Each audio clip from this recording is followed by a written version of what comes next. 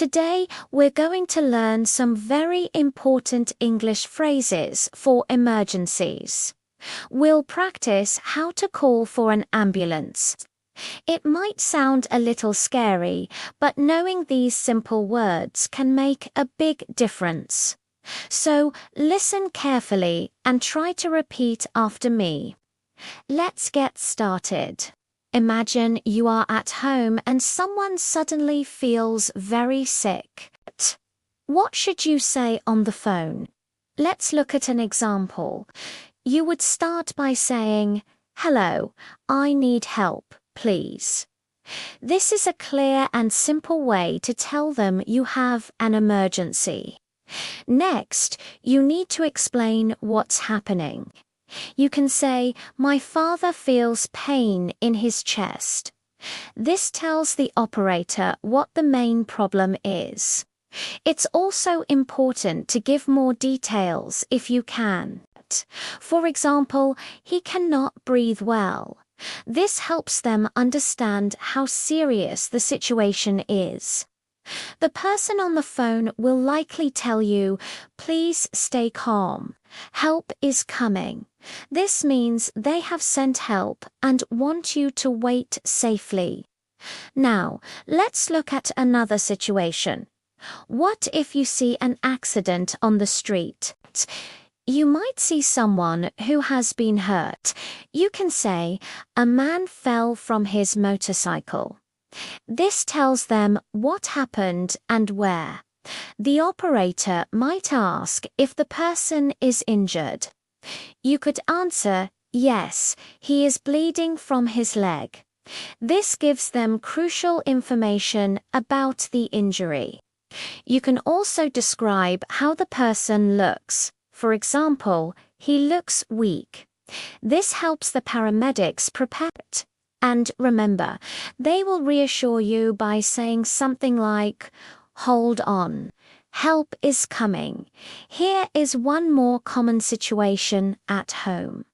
What if a child gets hurt? Let's say your little brother or son falls. You can tell the operator, "My son fell down the stairs." This explains the cause of the injury. Then, describe the injury itself. "His head is bleeding." The operator might give you instructions like, "Please keep an eye on him," which means watch him carefully. They might also advise you, "Press the wound with a clean cloth." This is a simple first aid step you can take while waiting for help. In any emergency, remember to stay as calm as you can and speak clearly. This will help the operator understand you better. Great job. Now, let's learn some useful vocabulary words that you might hear or need to use in an emergency. The first one is short of breath. This is another way to say someone is having trouble breathing. Next is emergency unit, which is the special team that responds to calls for help.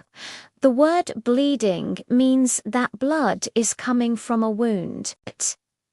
If someone is unconscious, it means they are not awake and not responding.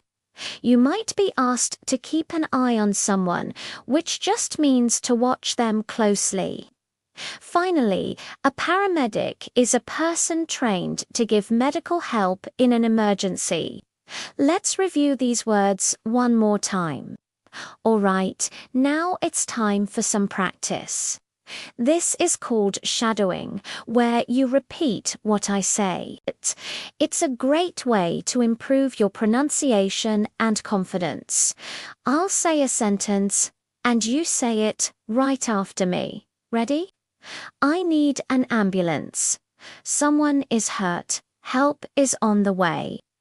"Please come quickly." Excellent work today. You learned some very important phrases for calling for help in English. I know it can be a difficult topic, but you did a wonderful job. Practice these sentences so you feel more prepared. Thank you so much for watching. If you found this lesson helpful, don't forget to like, share, and subscribe for more easy English lessons. See you in the next video. Bye bye.